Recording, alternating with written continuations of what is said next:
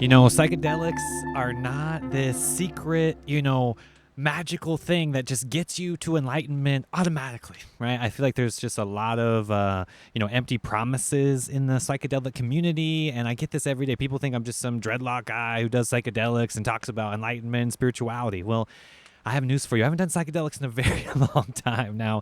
This is something that I'm very passionate about because I get it. I understand that people are experiencing this right now, and there's a lot of confusion that I really want to go down the rabbit hole into because it's not all that it's all cracked up to be. Okay. And let me explain this to you. So, let's just entertain the idea if it was, right? I don't care if it's magical mushrooms, ayahuasca, like whatever it might be, whatever plant medicine. However, I have tremendous value into these. I'm just here to explain everything. If I were to do it in one word, this is a very temporary state, all right? It's temporary, all right? You're going to go there. You're going to have this mystical vision, and then you're going to come right back here to planet Earth, right? Now, we've been lied to in the sense that this is going to be some promise for enlightenment, or is it really a drug-induced psychosis? Okay, now I have to really explain to you a very personal story of mine that I haven't shared to really much people at all. It's a very personal story to a dear friend of mine. I'm going to keep names out of this for a reason.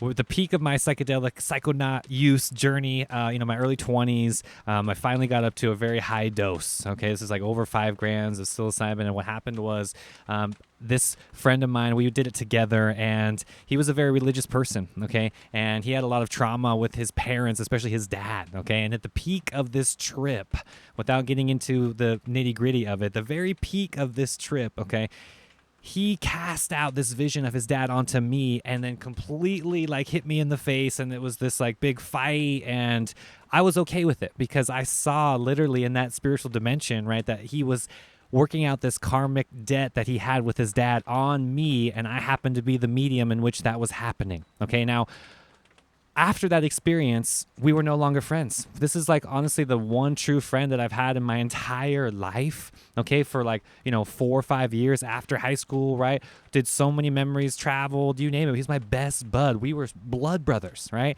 And after that experience, it rattled his cage so much that we were no longer friends. I mean, we were living together in an apartment. We shared a lease together, right? He left the apartment right afterwards. He just couldn't handle reality after that experience, right? When you fully go into that cosmic union with the divine, right, on a very high dose of psychedelic mushrooms, okay, when you do this, okay, and you come back to the real world, you're not the same person, okay? And this is a psychosis, okay, that he went through that dramatically altered his life, okay, that in my opinion wasn't for the better. I lost a very dear friend. Sure, you could say it was his karmic debt and he needed to play it out and the friendship needed to happen. However, I lost a very dear friend of mine that I still honestly wish I had in my life right now. Okay, so I want to save you from this drug-induced psychosis because you might think it is a spiritual enlightenment or something that is creating some higher consciousness when all actuality you are falling even more down that rabbit hole. Okay, if there isn't any teaching or tradition or mysticism or productivity that you are bringing from that spiritual realm, then it is absolutely worthless. Okay, and I'm just going to be upfront and honest with you. Okay, I've done it all. I haven't done it all. Okay, I have done enough to know exactly what information you can get. And again, this is wonderful. And I'm not here to dismiss any of it or devalidate anybody's experiences. What I'm here to do is represent meditation and higher consciousness through states of pranayama or breath work. Okay, this is what I'm an advocate for, that I would promote, because I've done enough to let you know that you can reach those states. You can reach extended states of higher consciousness without the negative impact on your physical body or the trauma and the psychosis that is a risk that most people honestly don't talk about, right? In our culture and spirituality, especially in social media, people don't talk about the negativity. They don't talk about the darkness. They don't talk about the shadow and all of this karma that really comes to the surface when you go really deep into these psychedelic trips. Okay. Now, through meditation, through these pranayama, you can get in tune with these states and do the shadow work, do the cleansing, clear the karmic debt without that huge risk. All right. Now, this is a pro bono out there for people who are listening, watching. I know that you're probably into at least microdosing. That is very popular right now. And again, it is much more valuable for your time, in my opinion, to learn how to meditate properly, to really get into with the pranayama technique, to get the energy up the spine, get the kundalini activated, open the third eye, and keep it open. Okay, no more roller coaster going back and forth, no more highs and lows. Isn't that exhausting, right? Because honestly, that's what it was for me. I can remember the day that it happened, right? I was just tired of all this, exhaustion from going up and down on the roller coaster. And I can tell you in all sincere honesty, whether it was alien contact, right? Celestial beings, doesn't matter what mystical thing that's ever happened to me, the same exact statement that I get through these journeys is exactly the same. And that is, you can do it sober. You can do it right here on this planet without this alteration of the chemical, right? Meaning you don't need the chemical or the plant to alter your consciousness. You can just do it without that physical effect. It's awesome, right? Like you could literally achieve those states. You can literally have the DMT experience through your breath. Okay, I've done it firsthand, okay?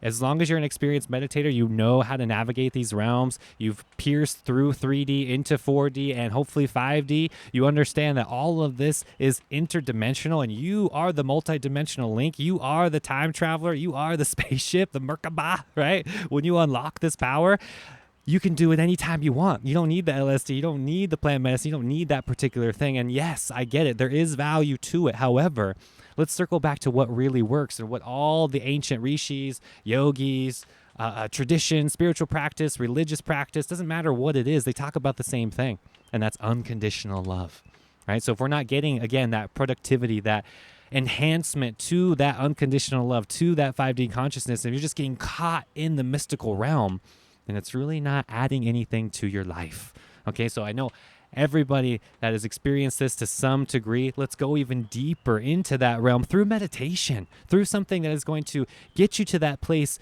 more alert, more conscious, more clarity, more spiritual integration into your life, instead of the woo-woo hippie nonsense and getting caught into some drug or some psychosis, some drug-induced psychosis. Because honestly, it happened to me for years. Okay, and then I told you the story with my friend. Like I didn't talk to him after that, and this was when I was 21. Okay, so this is over just like 12, 13 years ago now. So it's like, I can only imagine. I know he's still alive in the body because I have astral visions with him. I know he's still alive. However, I have not contacted him in the physical realm anymore. So I can almost assure you that had to be a huge psychosis for him, because I did see him about, a month later after that, because we had to end our lease in our apartment and go through all of the, fixing and painting of the walls and stuff. And he had a new life by then. His energy was completely different.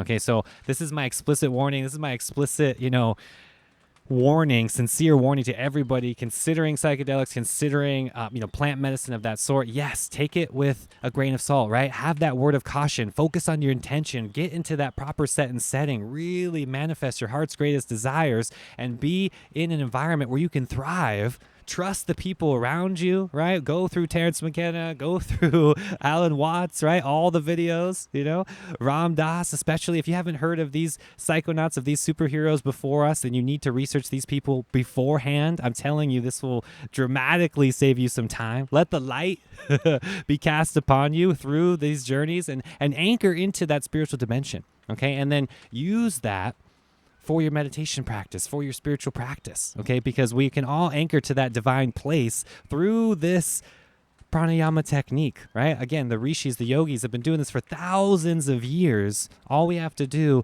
is learn how to do it without harming our physical body. Okay, that's the homework. That's what our task is to do, and really understand that these states of consciousness also have not been fully analyzed or contemplated by the human psyche. Like, we can't understand what that is. Like, literally every time I've been to that place, it is beyond the human comprehension. The lights are brighter than the sun. You see what I mean? Like, our physical senses are not meant to handle that energy coming from that spiritual dimension. It's not a 3D thing. You have to go beyond 3D and use this vessel to really anchor into that dimension. Otherwise, you're going to get caught into that psychosis and caught into the realm, which is trying to go back to the old way, right? That's where all of this comes to play. It's like the derealization hits you hard when you try to go back to that old form or identity, or personality, who you thought you were, when in all honesty, you are not that person anymore.